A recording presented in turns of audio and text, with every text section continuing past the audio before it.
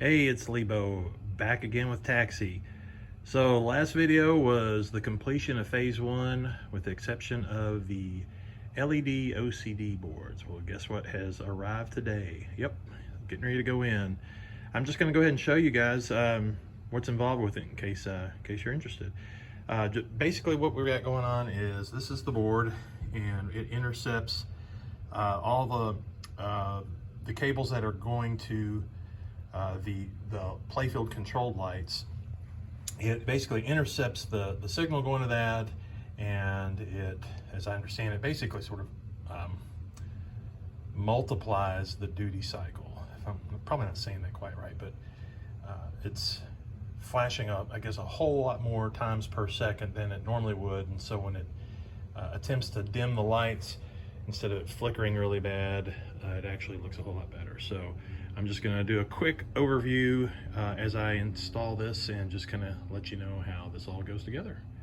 All right, okay, so the very first step, obviously, open up the back box, take out the panel, the speaker panel or whatever it's called, and you gotta find a spot that makes sense to locate the board so that the cables will reach. And the cables are really long. I think you could probably put that board just about anywhere and it wouldn't matter as far as the length of the cable is concerned.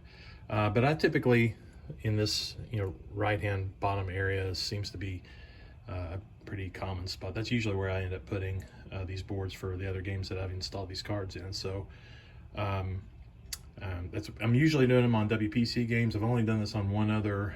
I don't think I've done this on another System 11 game. Yes, I have. I take it back. I've done it on Fire. I did it on that one, and I've done it on a Data East Teenage Mutant Ninja Turtles. And the board, basically, it works the same way. That I think even the cables are the same for System 11 and Data East. But anyways, enough with that. I'm going to go ahead and position where I want the board to go here. I'm going to drill some holes. I've actually already placed the board down in that location. Let me get it here again. Basically, I just kind of find a spot here that it's not too close to the panel, so it gives a little bit of space, and then not too far back to where it's not, you don't have cables that are interfering with that big capacitor. So just somewhere in that proximity, and then I've just marked holes with a Sharpie. So I'm going to drill the holes and mount the board.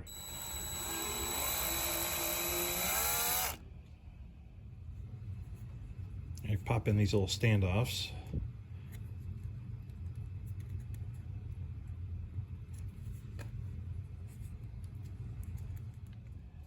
Okay, let's put the board in place. Just line the screws up with the holes that I've drilled. The first one started. This one started. The back ones, I don't know, it might be a little, sometimes they're a little tricky to get to. Ouch.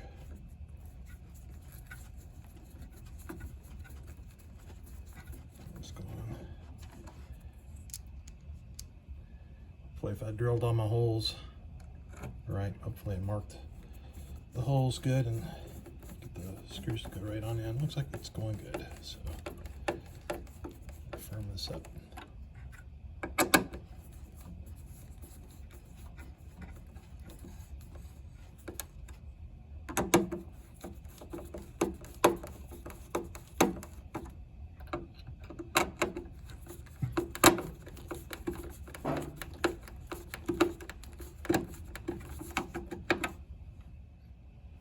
Okay, next thing we gotta do is we gotta take this black cable, it's basically a ground cable, and we're gonna hook it into, it's J4 on the OCD LED board, and then we're gonna take this connector here, this complicated looking one, and we're gonna plug it into, I think it is 1J5 on the actual, the main MPU board.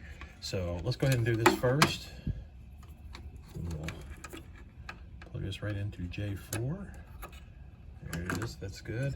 And then now what we're gonna hook into 1J5, which is this connector. Let's see, get it right here so we can see it. This one right here. So there's already a cable here. So what you do is you disconnect this cable from the board. you take this Z connector, let's get it oriented right. It is keyed. This one just has a key on that pin, second pin there. So we will pop this in place. Okay. I'm going to then position this onto this cable here. Line everything up.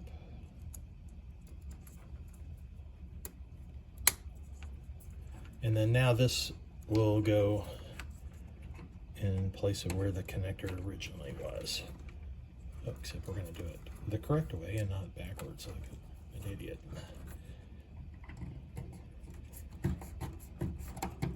Okay, there's the first cable.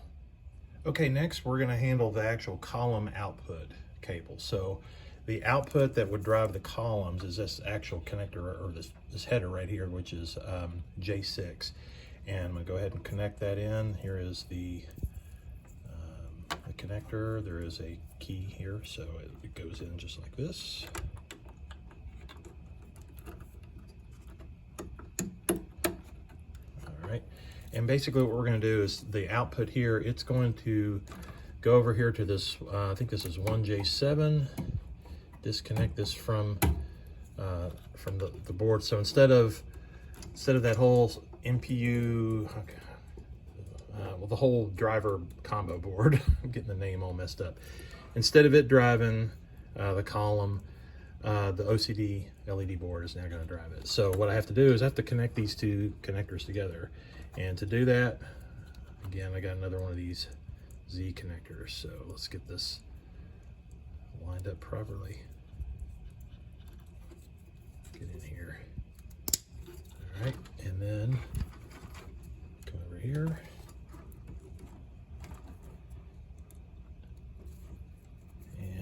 There we go. All right. Okay, now that we did the column output, now we're going to do the row output. So it's the same basic idea. This time it's a red cable, and this is going to go into J6. It's a 100 pin. I'm sorry, 100. What am I trying to say? 0.100. Good grief, I cannot talk tonight. We're going to go ahead and make sure I get this oriented correctly. Here we go. Get that in J6, and just like before, we're going to take the row output, which is on 1J6, and I went ahead and put in the Z connector here, and let's get this connected right. All right, there we go. Making a mess of wires here. When we get all done, everything will be all buttoned up neatly. Okay, when I just plugged in that red wire, I think I called that J6. That was wrong. That's actually J9. But anyways, let's move on to now the blue cable, which is the column input. So when we were taking this yellow cable, that was the column output of this board. Now we need to provide the input to it. So first we take this one and we plug it into J2, which is right here. This in correctly. Yeah, that is correct. Carefully line this up. I don't want to bend any pins. All right, and then so where the cable was connected before at 1J7, we're going to pick up what the board is sending out, and that sends as an input over to this OCD LED board. So plug that in there. All right, one cable to go. Okay, so that was the column input. This white cable is now going to be the row input. So we will take this last connector here and stick it into J1. And then we're going to take the other end and put it into 1J6 and pick up the row signal. All right. Okay. Now that we've got all the cables hooked up, I think we are now ready to turn on the game and verify everything's working right. And then I'm going to try to neaten up these wires. Probably end up kind of routing them around in some of these connectors, zip tying them. The one thing about this is that they give you such a long connector so that you can make it work in a lot of universal games. In some situations, you end up with cables that are just way too long. I wish they were a lot shorter, but it is what it is. All right, let's. So before I proceed any further, I'm going to go ahead and just show you what I did with the cables. So I did, put some zip ties on a couple of these here, just kind of take up some of the slack. Use some of these little clamps here to also to kind of position the cables and tidy it up a little bit. It is a mess of cables, it definitely is, but it's better than what it was just a little while ago. So I'm gonna go ahead and put the panel on, power it up, and let's have our fingers crossed, hope it all works good. Okay, so here's what it used to look like. Notice the flicker, especially the passengers in the center, and the green lights, and just overall. And so now take a look here. So this is what it looks like now that we have the board in place.